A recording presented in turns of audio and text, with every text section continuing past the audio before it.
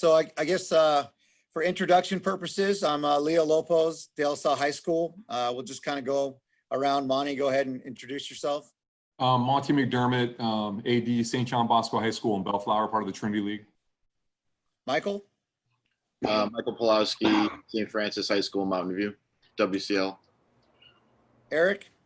Eric Wood, Bishop Montgomery, Athletic Director. I'm also League Coordinator for Santa Fe, part of the Camino del Rey Association. Joel? Joel Sobotka, Athletic Director at Valley Catholic High School in Beaverton, Oregon. And Adam? Adam Lichter, I'm the Athletic Director at St. Mary's High School here in Stockton, California. All right, I sent my first, I sent that couple questions. I guess the first thing is like, what's going on in your area? What are you hearing? Let's kind of like get an update. Because I have a suspicion we might have some similar comments, but maybe we don't, you know, and we'll see. We kind of have a range of, this is Pacific, you know, this is the West Coast. So let's see what people are thinking. I don't know if anyone wants to jump in on what's in your area. You know, I can speak on behalf of De La Salle, but I'll pass to whoever would like to kind of update on what they hear, what they're seeing in regards to. I can say something. First off, what we're facing down in Southern California, like Michael, like you were saying, our league is in 2 different counties. And we're the only school in our league that's in LA County, and the other schools in our league are in Orange County. And Orange County is just a little bit more gun-ho, obviously, than LA County. LA County is really a little bit more conservative, and obviously they sit with the Los Angeles School District, which is like, sports is like the last thing on their mind. You know, they have so many issues going on right now. I would be shocked to see, and Eric, you might be able to comment on this too. I would be shocked to see if LA County does anything at all this summer for athletics, and most likely even in the fall, I don't know what they're going to do. And we're in a spot right now. My school is not part of the LA Archdiocese. We're a private school, but we do try to stay in line with what they do.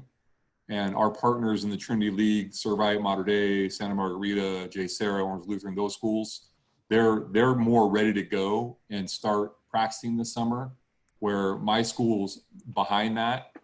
We're getting there. Our football program's getting there pretty quickly right now, but we have not been given any sort of clearance by LA County Health Department to even have anybody on campus, let alone start athletics. So we've been just looking at the NFHS document and trying to plan and do as much as we can with there, but it's a really tough situation because our competitors, I think, are going to be able to do more than we can. However, now with this whole thing that's going on in our country, you know, with all the protests and rioting and everything, we could see, and I think Leo mentioned this earlier, a huge spike possibly of COVID, which could shut everything down again. So, you know, there's a lot of variables on the table, and like Leo was saying, it's very difficult to plan because you don't really know. School-wise, you can say, hey, you know what, if we're not coming to school, we're going to plan online learning, distance learning, and we have our curriculum set up, and we can plan what classes we're going to offer. Right now in Southern California, they're talking about moving the sports season possibly to January. I mean, you know, and that could just be unbelievable. And that could be really difficult to deal with. So just a heads up on where we're at. Here in the north, which we're in the San Joaquin County. we're probably pretty similar to the LA County Monty. They're very strict, and here's the hard part. So Central Catholic's is maybe 40 miles from us, 50 miles from us, in Modesto, like you said, and their county's allowing them to start phase 1 June 8th. So our county, I sent the NFHS document to them, as well as I doctored it up with our logo and basically everything that we're going to do. I had every team do practice plans and how they were going to do it for the county.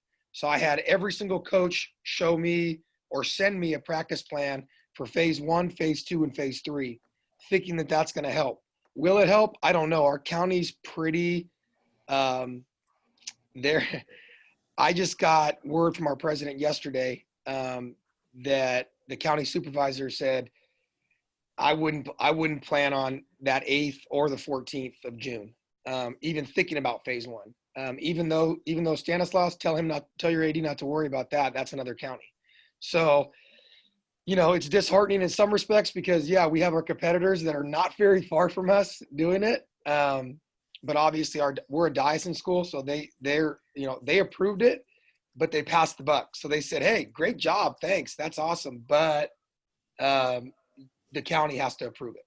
So, which is understandable. I actually had COVID. So the interesting on this call, I'm not sure if anybody had it. I actually had it. So my wife's a nurse and I had it right when it came out. She got it and then I got it. So I know how bad it is. I'm not downplaying it. I'm trying to explain that to everybody that I'm talking to. It's not like I don't want to be, that I don't care about it. It's just, I think if we do the phases and do it the right way, like I told our coaches, I think we can be successful in it. And I did tell the county supervisor that same thing. But I think we are, that's where we are. I just got word that our mayor said there was 272 new cases as of Tuesday because of, he says, the rioting he believes. So we're in the same boat you are, as well as this might shut down again. So it's going to be interesting. Hey, Adam, have you had a lot of people in your school contracted, or what's it been like? Nope, zero. I'm the only person that anybody knows in our county pretty much, which is funny. And I'm back on campus. I just got back on campus because I had it in March. So obviously my wife's back at work. She's a nurse. She after she got it, we had we have 5 little ones. We were in the house for 21 days. They wouldn't let us leave our doorstep, which was good. It was not good for me, but it was good for, basically they did the right thing. The county made sure that we stayed inside, and I think they've limited it because of that. But no one on our campus has had it. No teacher, no one. Have you guys had anybody here have any? We had, I believe 5 or 6 students that tested positive after on March 13th, when they put the orders down. Adam, let me real quick ask you, when you had it, how difficult was it and how did you deal with it?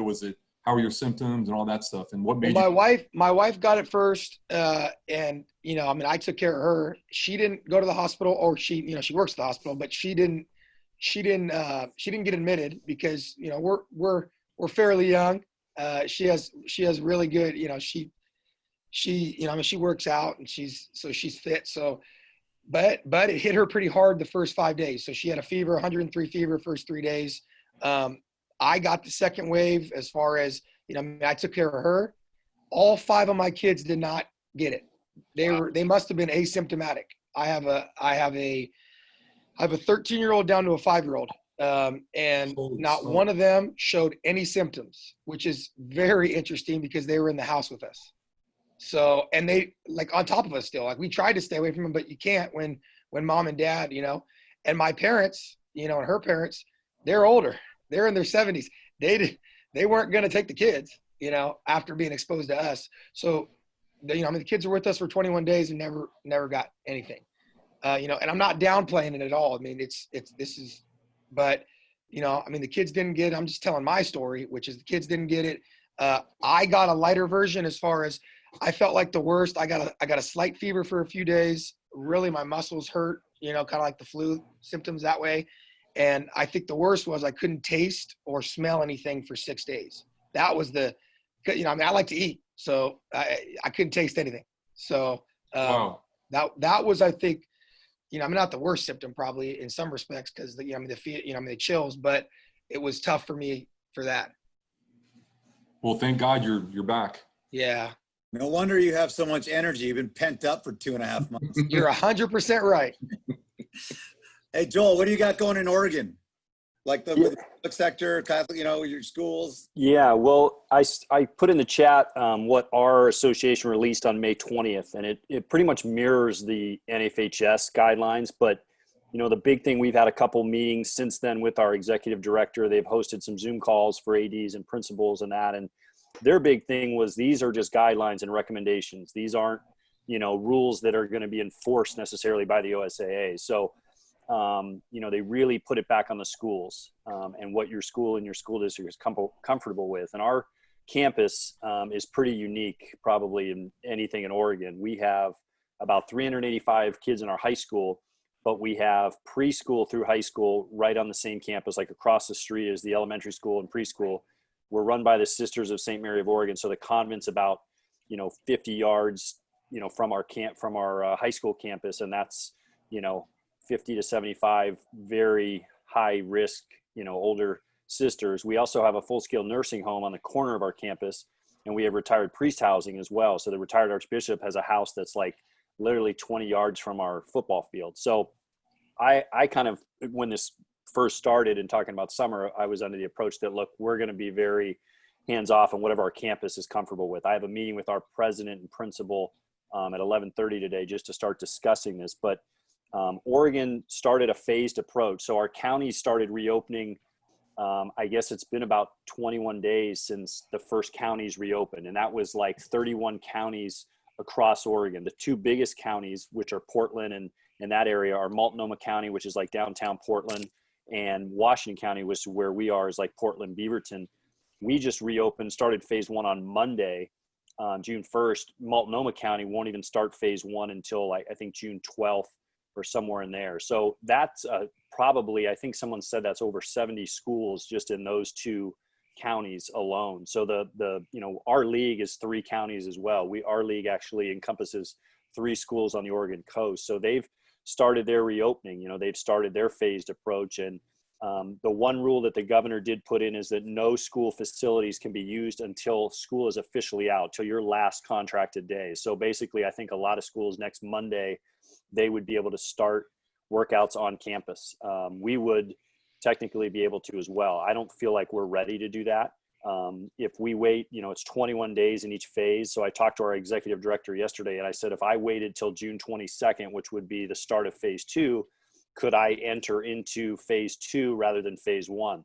And he said, yes, they've kind of set it up so that you sort of mirror what your county is doing and what the governor has set up. So in that regard, if you look at that OSA guidance, they haven't released their phase 2 guidelines. I know the NFHS did, but the OSAA hasn't even done that. And some schools could start phase 2 this Friday. So it'll be interesting to see what they put out. I don't know how much different it'll be than phase 1. It'll probably just be basically what the NFHS set. But it's such a, you feel like people are going to start hey, this school is doing this, and I sent an email to all of our coaches about it right when this came out on May 20th and just said, look, we're going to do what's best for our campus. It's not about what somebody else is doing. The Catholic schools up here in Portland, the athletic director, Jesuit, Mike Hughes and Chris George at LaSalle, we've sent emails to all the schools in Portland, and we've been just kind of discussing best practices and what schools are allowing in that. And I think Jesuit's going to try to start stuff on June 22nd. Some schools might not start till July, after the 4th of July. And it'll all be, I think, predicated on, like you said, a spike in cases. It could just change, quickly go the other way. But it's really, to me, I don't know about you guys, but maybe you're not to the point of thinking that far ahead as far as knowing that you could reopen, but it's really overwhelming to think of checking the symptoms, temperatures of every kid that comes to campus and all the things you have to do, including with your coaches, and making sure that that's, done correctly and documented, and how much work that could be for somebody and who's going to do it. I was telling somebody, this isn't like hey, I practiced 30 minutes long than I should have, kind of didn't like that rule. I'm just going to kind of do that. This is, obviously everyone's health and safety. And so we really want to take that approach, and then finding, hand sanitizer, wipes, things like that up here has been just scarce. I mean, you can barely, I have not gotten that stuff yet. So I don't want to open until I'm comfortable having all of that stuff to match what the recommendations are, to have that at each workout and be able to, work with our custodial staff. Okay, are you going to be able to, sanitize between these workouts, or what's the process there? Has there been any talk about like thermal body scans or walking through scanners? And we haven't gotten to there. They recommended, obviously taking temperature. So I purchased 2 of those, forehead thermal temperature thermometers about 3 weeks ago. But even that, I had a question for you guys. I've seen a couple emails. We've got one of a company that works with some schools here that provides our athletic trainer. We pay them to provide our athletic trainer, and they have an online tool that they use normally for tracking injuries and things. It's called healthy roster, and then they developed something called safe return to play. And it's basically a symptom checker, because you'd have to check symptoms, and they sent a worksheet to document all that. And then my question is, okay, who's doing that? Well, this would actually send a text to the kid in the morning, and they would have to click on the link and go through this symptom check. And they'd be asked all these questions like we would ask them there. And if anything gets red flagged, it would tell them stay home, or we would obviously get notified. And it would more put it back on them to, kind of complete that before they came, rather than a coach asking them, all those symptoms and having to stand right next to them and take the temperature. What was that again? It's called, one of them I saw was Final Forms. I saw an email. I know they do a lot of stuff. I could put that link in here. Let me look for it. And the other one is Healthy Roster. But I'm going to talk to our president principal about that. I actually sent it to our executive director last night, both of them, to see if he would check with our student athlete medical advisory board and see how they would feel about that, as opposed to, a coach, or who's going to take that temperature. Our trainer is not working this summer, so is it going to be a coach? And then the same thing with the symptoms. Like I feel like it could put some responsibility back on the family that if you want to come to this workout, you need to take the steps to do this, and be honest with it. And if you are having symptoms, it gives you advice about whether you should go call a doctor, or whether you should stay home, all those kind of things. Joel, one thing that I think is that we're going to do is, obviously we're going to have liability forms signed. Our diocese said no matter what, we have to have liability forms, because we're talking with our county. Our president wants to do graduation still, one of the only schools, but have 6 feet apart on our football field, and only have 2 parents, just the parents, no grandparents, nothing else, just the parents. But everybody has to sign a liability form, even if he gets it approved on June 20th. So the liability forms probably would reduce the liability for the school, which would make the school feel better as far as that way. But I told my coaches, I told Leo yesterday, and I felt really bad. I probably took a pretty harsh stance, but I said, with cell phones and everything nowadays, if we do open up, I said, we'll be the first school around here, because we're all around public schools. We're the only private school other than Central Catholic, like I said, which is in a different county, 40 miles away, 50 miles away. So I told them, I said, guys, everybody has cell phones. So if you aren't following the proper protocol and they open up and, a parent takes a picture, we're shut down immediately. You ruin it for every sport that we have. So I have no choice, but my president and principal is going to say, get rid of the coach. So this is going to put, and you might be a 30-year winning coach, but it's going to put, that's going to be hard, because you're going to have to follow. You have to follow the protocol, because this is important. And like I said, this is the health and safety, like you said, for everybody. And that's number one to me as well. But the kids here in Stockton, at least, are itching. They're going out no matter what anyway. So we're trying to figure out having them out in a positive way. And that was my thing to the county, is we don't want to see them at parks lining up, doing things with AAU coaches. Why not put it in our court and do something that we can control? Exactly. No, I completely agree. And the liability, that's why I'm meeting with our president today. To me, it's like, what are the sisters going to be okay with that we start with? They've been walking our track. We've completely closed all of our facilities, and I'll go over there. We've been turning the lights on Friday nights, and I'll go over, and a couple of them will be walking the track and that. So, and to your point about the coaches as well, it's number one, first and foremost, the safety. What if someone were to get sick? What if they take it home? But then also that phone call of, hey, my daughter went to a girls' soccer workout and they didn't do symptoms today. What's going on? And then you're like, wait a minute, and that's where I really am struggling with, okay, well, not every coach might want to do summer stuff, but the ones that are going to do it, I loved your point about asking for a practice plan. I thought about the same thing. Okay, look at these guidelines. What would you do? Like volleyball right now in phase 1 for us, you can't share a ball. Soccer, you can't share a ball. What could you do in volleyball necessarily, other than maybe conditioning, that you can't share a ball? Basketball, you could have your own ball, and you could have, 5 kids in the gym and 5 hoops or something like that. But and how do you keep social distance? I just think that it's so tricky.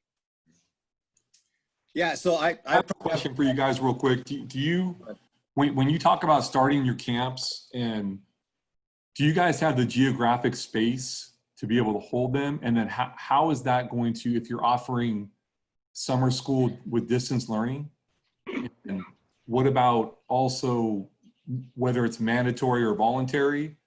And then like, what would you charge? And like for football example, I have possibly up to 200 kids in my football program.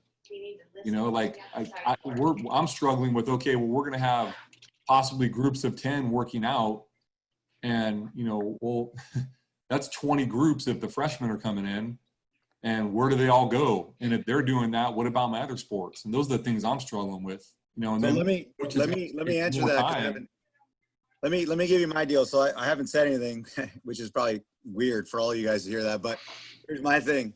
We're going tomorrow with water polo and cross country, conditioning only, outdoor sports. So a lot of these things that you're talking about, we feel like we've got it under control now. Following county guidelines, following all this stuff. For us, our main motivation and drive is the Catholic community connection, right? Like, I don't even know what we're going to compete in the fall, but from my perspective, what we're doing for our student athletes is going to promote mental and physical wellness. You know what I mean? For our coaches, it's very restrictive. Now, to Joel's point, we have we're blessed that our 2 athletic trainers are committed to, with our entry and exit and doing all the stuff that we do. Eric, you asked the question about how are you tracking things? The 4 questions, as of right now, we're doing on a Google form, and they're mandatory protocol to input it so that we know in advance. That's also how we're doing roll. We're taking temperatures, all that stuff. But I can tell you right now, we're working on an app for our school big picture. Kind of like you see in China right now, where they walk around and it's on that. So we're looking at that stuff. I actually would have figured the Techland would have been already selling that to all the schools. But our commitment at De La Salle right now is that I am telling everyone we're coming back to school in the fall. Like, that's our plan, right? Because we can't lose students, because otherwise people are going to lose jobs. And so we're not trying to win the cross country championships, although whatever, that's always still a goal. We're all competitive, but we're kind of in the crawl return to campus. So our RTP policy, 11 kids and a coach, it fits yesterday the county dropped the whole essential title in our county. So the word essential worker doesn't mean anything anymore in our county. Anyone can participate in camps. So going back to Monty, like, we have our camp links like everyone has, whatever. So we just kind of customized it, a little bit. It's not done yet. We'll finish the next day or so. Our parents already knew that we were trying. I think one of the things I would say that I think is going to be like a playbook, because we all know we don't have a playbook, right? We're all kind of just flying by the seat of our pants. What is like, how are you outlining your communication and managing expectations, in terms of like, hey, parents, I don't know, I do know. I mean, for lack of a better word, my buddy goes, man, you sounded apologetic on the water polo Zoom. And part of it was like, listen, we might throw something on the wall and it might not have to cancel for 2 weeks, and I'm sorry. So I think we're all dealing with the uncertainty in different ways. But for us, we're going, and maybe in our next call in a couple of weeks, I might have some more information. But to the liability thing, we basically talk to our CFO and talk to the diocese, and as long as you're an enrolled student, our policies are covered. It's like, in their mind, I don't want to. It's measles, it's Ebola, it's COVID-19, it's whatever. You know what I mean? So we're not necessarily adding anything, especially because our county guidelines have kind of just said, follow the county guidelines, and the guidelines for Disease Control Center just says, like, this is what you got to do. So as long as we're doing it, our CFO and our legal team said, why do we need to add extra lines? Everyone, because personal social responsibility is essentially what you're asking every citizen to do anyway. So if Joel takes his kid and voluntarily, to your point, Monty, is it mandatory? No, it's voluntary. So to Monty's question, it's like, well, if you click on the basic waivers that we already have in play, our CFO and our legal interpretation is, well, you're signing off as what's happening. But we're also dealing with our own students who are agreeing by contract, right? They're enrolled, they're doing all that stuff to what we expect. And technically, I know you all have them written the same way, like, you follow the rules, right? It is what it is. It's like you automatically have to follow the rules of St. Francis or Central Catholic, and those rules can vary day to day, right? Because you might have to adjust. So I think from our side, we're covered liability wise. And I think maybe our next call, because first of all, I appreciate everything saying, because I think it's helping. our next call is probably with different folks and maybe a bigger community. Like the playbook is the key right now for Catholic schools, right? Because I think we're picking up different ideas that we can all share. You know, I was on the phone with our maintenance guy, and to Joel's point about wipes and sanitations and all that stuff, the guidelines are loose, but you know, he's like, dude, I didn't know there was really much of a difference between sanitation and a disinfectant, but there is, you know, and so we have this list of approved, you know, product now, which I think for as Catholic schools, we should probably get out there and we should probably work together, find a vendor and say, let's all try to, for the Catholics, get some sort of Catholic school discount or something, you know what I mean? So there's just a lot of different things that are flowing, but I would say for us tomorrow, you know, we all know that our cross country coaches feel how they feel about their sport, right? There's that, no one cares, but like the pure sport that we're starting with water polo, they're just swimming in laps, and we have a pool, 4 on one side, 5 on the other side. They're going to be alternating, staggering times. We're using our video board to put our workouts on there, right? To say, look, so our coach is going to be, you know, he's going to have a mask on, so he's not going to be able to scream and yell while they're doing freestyle. So it's going to be intervals and timing. And so we've really taken the phase 1 to this point where it's like, for our campus, I sold it like we need to prototype what it's like to come back on campus in small groups so that we can help for the future for fall. You know what I mean? So I think that's the one way that for my approach that my boss, and I think even the diocese, which we don't answer to because we're not a diocesan school, but a lot of other schools are like, yeah, you know what? How are we going to just show up in the fall and put 1,000 boys on campus without trying a few things? So for us, the summer and RTP is a big deal. By the time football rolls in on schedule, we'll have over 100 kids on campus. Philosophically, all we are doing are varsity fall athletes only because we want a manageable group. So if there is an issue, we want to be able to say, Group C football, what the hell happened there? Or who was there, who wasn't there? So we're, you know, both my parents were chemical engineers and it wasn't my gig. I couldn't barely count to 10, you know, at one point in time. I know how to keep score, right? But at the same time, it's become a complete science project for us. And so we're controlling the variables in all the different ways. I think here's my fear of the unknown. I think we can control the kid answering the 4 questions. We think that we can trust our community to answer correctly and be smart. We think we can tell our parents don't leave the car. We think we can do all this stuff, but you know, I appreciate everything you're saying because it's making me think and look at our policies and procedures. But to me, and I think we got about 10, 15 minutes. I think the segue really is, why am I doing this? What is the point, right? You know what I mean? Why are we doing this? Because I believe for De La Salle, we have to at this point in time, and we cannot be like the Sacramento Bee article that I'll share with all you guys too. I just shared with Joel because he sent me something, and looking at Arizona, looking at Atlanta, and all the different things. For us, survival is the key right now. You know, we have multiple budgets for next year. One is like losing 20% of our kids, you know, so it's like, you know, we've seen a spike in transfers in the last 2 weeks because the public schools are flailing. So I look at this as Catholic schools can really rely on athletics even more than we already do, you know, to get our mission out there and to be almost like a beacon of light in some ways, right? To like say, hey, it can be done. To Adam's point, why not try? What's the worst that can happen? Running 11 kids tomorrow on a track, staggered 15 meters apart all around, with our coach standing with a bullhorn at the middle of the field saying, all right, group 1, or, you know, now it's down for a core work. So we're going to have some trial and error, and I can definitely share with you what may or may not become, but I know that other parts of the section are already going anyways. Like, forget private or public, the northern part of the state, by closer to Joel and Oregon border, they're fully planning on going. They don't even Wheatland. Right, yeah, we're Wheatland. right in the middle. Yeah. You know what I mean? We're right in the middle. And I think, but from a Catholic school side, my vision is like we would just work together, because I know that it's going to be real tough for all of us if we don't offer online camp. First of all, school, number 1, and number 2, some sort of co-curriculars that continue the Catholic community in a way that people feel bonded and committed. So that's the De La Salle perspective today.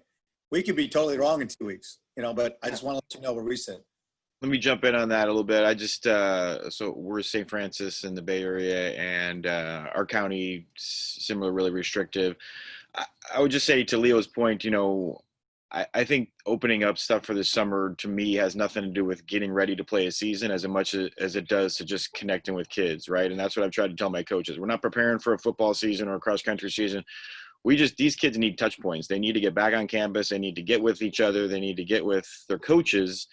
Or Leo's right. They're going to leave, right? Or they're going to look at different options. But for the mental well-being of all of our kids, they need some connection again, right? And so one of the things we've been talking with our coaches a lot about is not only scheduling a physical workout for your kids, but you have to somehow create a social distance, social piece of them getting back on campus together, right? So I'm like, you have to encourage conversation somehow when they get back on campus because our kids need it. They need to be back together. They need to be connected with each other.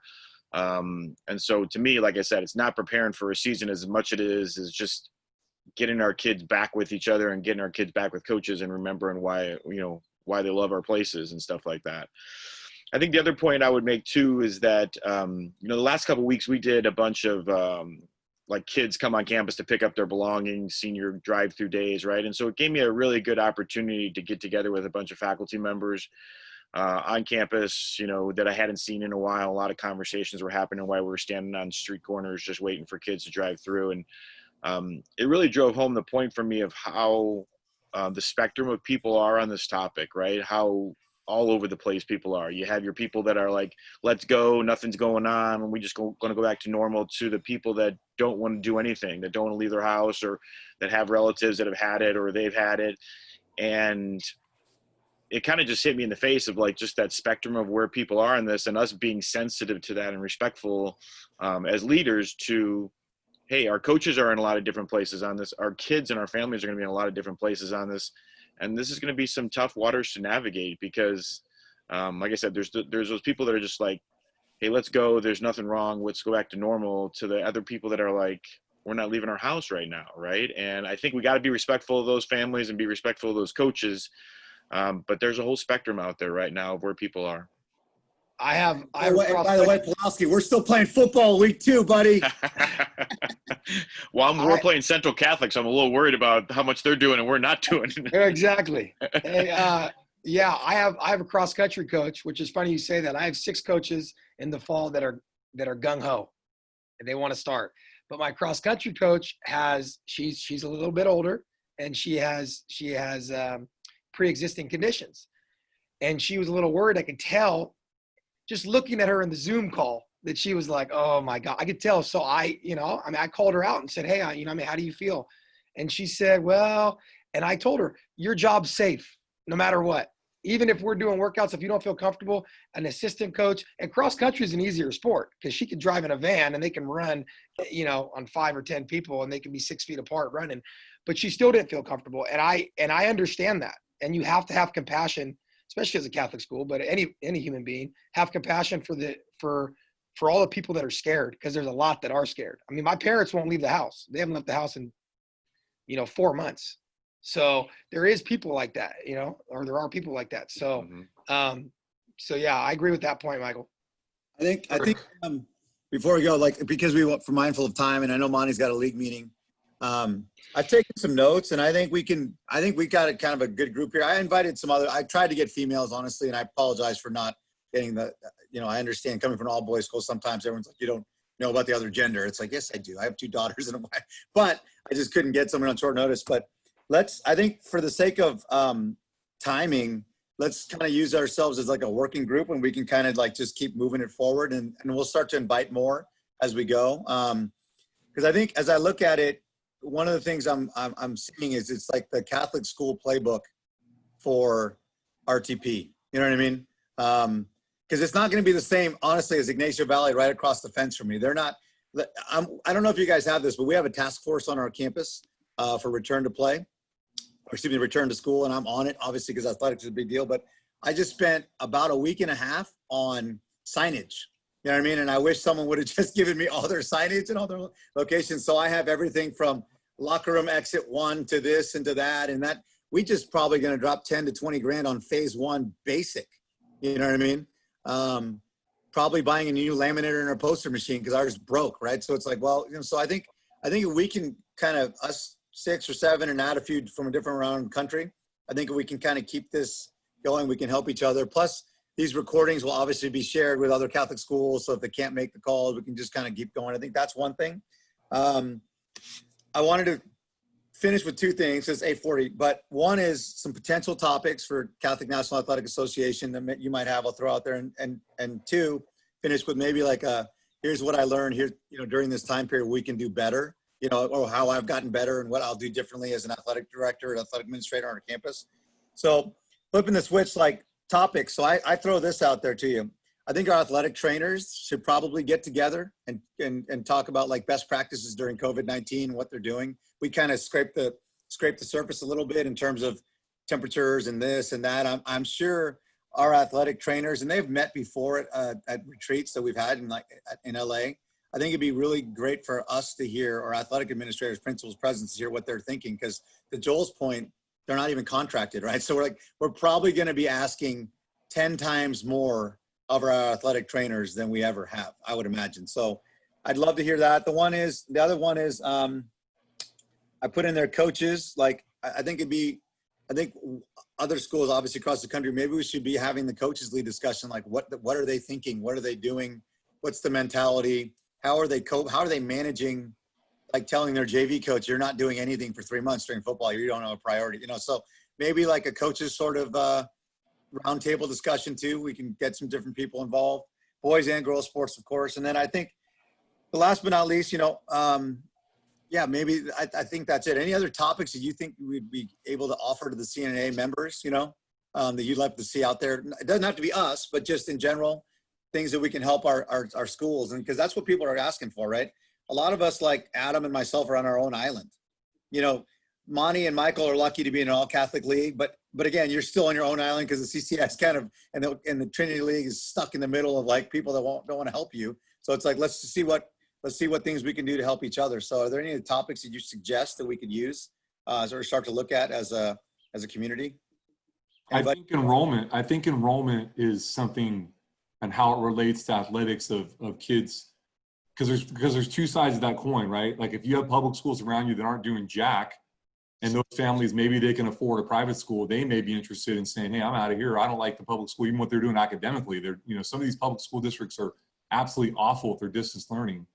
You could use that as an opportunity to attract students to come to your school. So enrollment and how it relates to athletics and schools around you, I think is important. An important factor. And real quick, one question I have for everybody. What are you guys doing with physicals for the summer, considering the lack of availability right now? Are you guys just having them sign waivers, or what are you doing? Athleticclearance.com. No, the actual, to do the, like where we're at I know right now, that. we can't even go to the doctors to get physicals. So, But we can that's weird. We could do that. Okay. So Yeah, we can't do it. We talked to Ron and Shetty, and we asked about getting a waiver, or I had a couple conversations with him, and he got offline and said, hey, let's pick up the phone, and basically said, hey, their lawyers are recommending not waiving the 1 year. I mean, because if you look at other states, I don't know where you guys are in Oregon, but other states, we're pretty restrictive with every year having it, right? Some states have every 2 years. And so he said their lawyers were recommending them not changing it for California, and then maybe doing a 15 to 30 to 60 day waiver. Once you started your season, they had to get it done within that amount of time. So in the Bay Area here, we're like all over the place. Some places are kind of opening for that, some are not, but just imagine all the backlog of people that need this stuff, right? Once they do open, it's going to be tough to even get into a doctor, I think. I don't know. And that's even for the summer, or do you guys do waivers for the summer? We're physicals all year round. You can't do anything as a South student if you don't have one. we're on a 1 year as well. 1 year. Yeah. Oregon is a 2 year, and it's a state law. And they talked to the Oregon Department of Education about getting that changed, that anyone that was in school last year, it would continue for a year. They would extend it. But our last call with the executive director, he said that had to go through a special session. So I asked a question. I said, what should we tell our kids and parents right now? He said, tell them that they're going to need to get a physical this summer. But things have opened up here as far as going back for elective surgeries and that kind of stuff.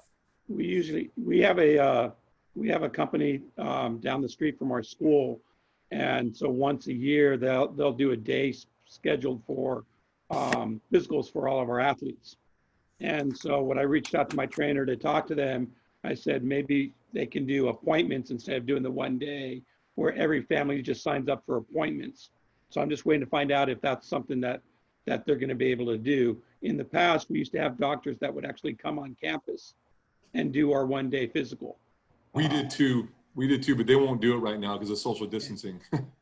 Yeah, so I would say this, that's where I would go back to our athletic trainers. I mean, our guys, we have the spreadsheet, enrolled, financial hold, ineligible, in all these different categories. And before you could even, like, our student athletes are going to be in groups, but our groups, we don't think, of the 11 kids, we think 10 to 25% won't even be able to participate. Right away. I mean, we can just already foresee the fact that they're not going to get into a doctor. You know, again, it goes back to the playbook, right? You got even us telling parents last week that we're going to try to start this week or close to some. I mean, they were scrambling, so it was like a mad dash. But I will say, up in our area, Michael, all these wellness doctors, they haven't been paid, right? So that now that they opened up, like, they are wide open right now. They'll go work till 11 o'clock at night because they haven't had 2 months of. True. Our local orthopedic surgeon told me that he would. You might want to reach out to the local orthopedic surgeon. They can open up their practices specifically for a school for 2 hours because it's like they don't really have anything booked. So if you got some juice with some doctors that have space, they'll do it for you. You might even be able to bring them on campus, I bet. You know what I mean? They would be strongly willing to do it just because they know the situation, but at the same time, they really haven't gotten paid. You know what I mean? Some of the medical industry, you know, they're on survival mode, right? They don't want to have to close their offices. So that physical thing was tricky, but I do know, to Joel's point, in other words, we're holding pat. So if a kid's expires on 7/4/2020, then they're going to have to pause until they get it done. You know, I mean, that's just what it is right now. So that's it. Any other topics just to kind of move things forward? Because I know people got to go. Any other topics that you want us to consider? Okay, that's good. I think that's a lot. Trust me, there's a lot. One last quick sentence. Things that you've learned from the pandemic during the last, whatever it is now, 10 weeks, that has changed the way you think moving forward, and things that you would, you know, that you're going to try to implement.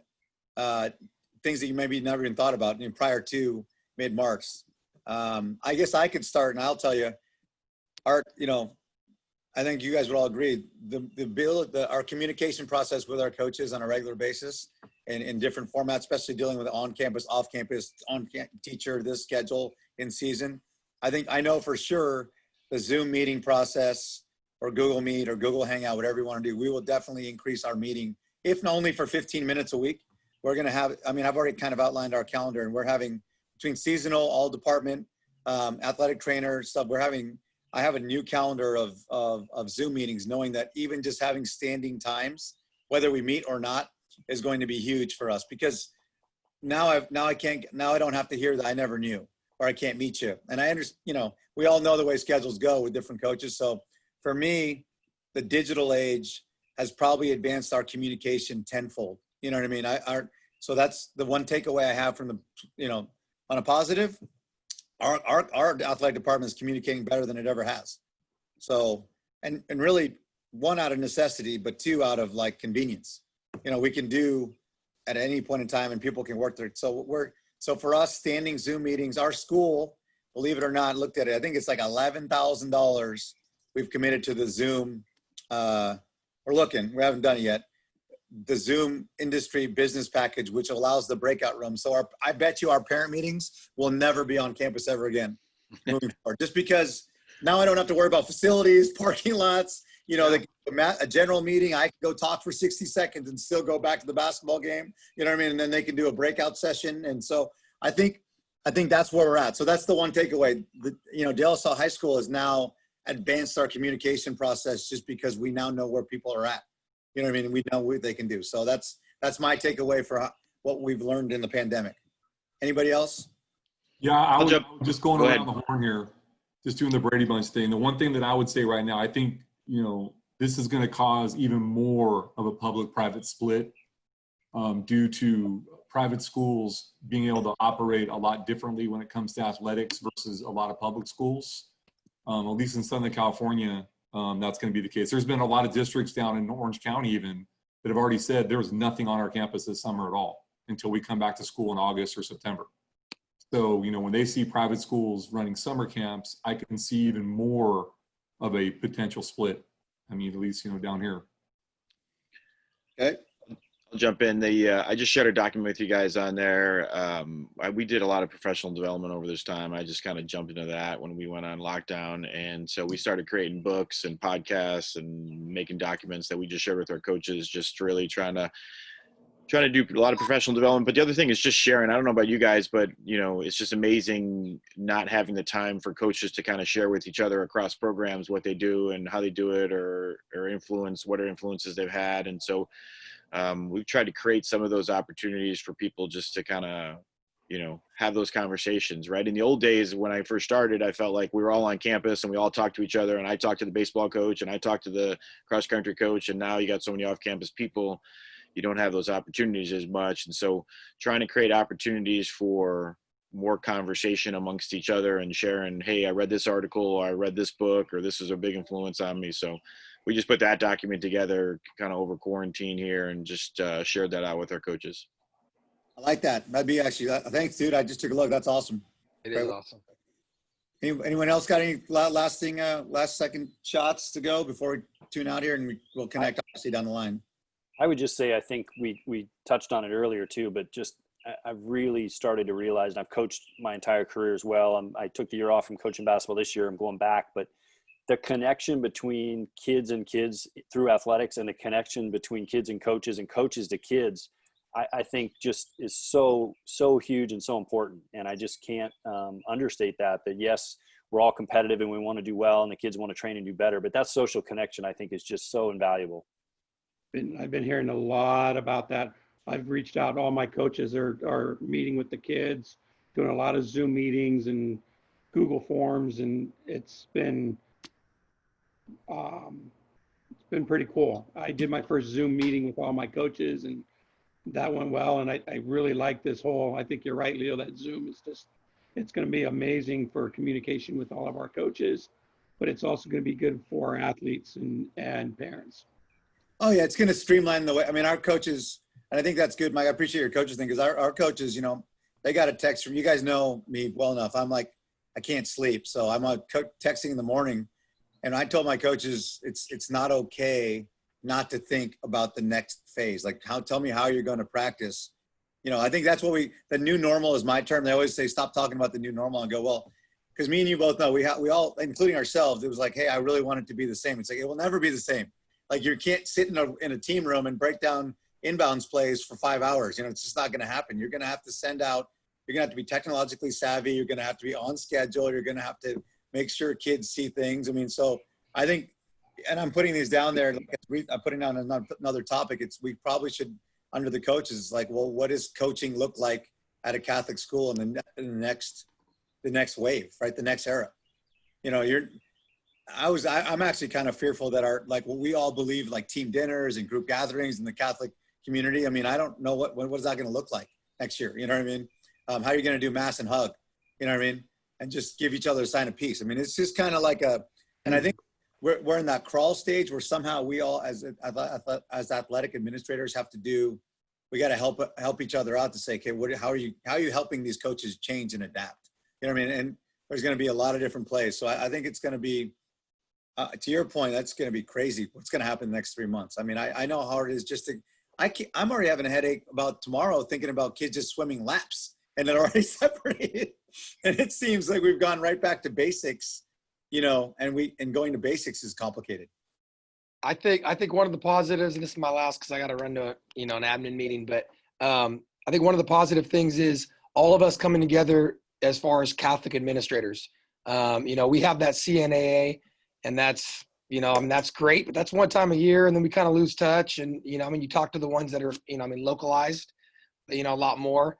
But I think it's good to pick each other's brain. And you know, we're so competitive that I think we forget that we should all be in this together as the Catholic school community, because we all want to build Catholic schools. No matter if you're 10-0 or 0-10, you know, we need to be there for each other and together as Catholic schools, because you know what, the public schools, they don't care about that. They don't care about the privates. They don't. It's just the actuality of it. So the Catholic schools have to band together any way they can. I'm with you, bro. And it took a pandemic, I think, probably to force everyone to get to that. Is what my hunch is. We'll be on the phone a year from now thinking, who would have thunk the pandemic would have caused us to get to the point where we're at.